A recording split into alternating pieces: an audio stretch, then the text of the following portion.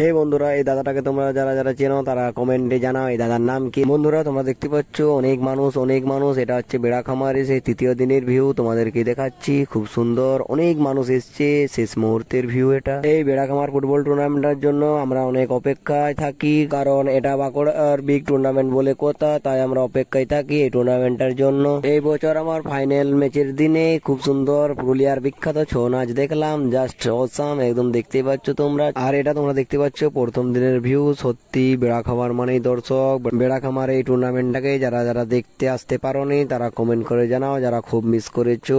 এই মাঠটার কোনো তুলনায় হয় না, দেখতে পাচ্ছ তোমরা, সবুজ ঘাসে ভর্তি, শুধু ঘাস আর ঘাস, আর চারিদিকে দর্শকময়। অসাধারণ একটা মুহূর্ত, জাস্ট অসাম। বন্ধুরা, তোমরাই বলো কত দর্শক হবে কমেন্ট করে। আর এইরকম দর্শক কোন মাঠে দেখতে পেয়েছো তোমরা বাঁকুড়া, সেটাও কমেন্ট করে জানাও। বাঁকুড়াবাসী হলে আই লাভ বাঁকুড়া কমেন্টে লিখতে ভুলো না।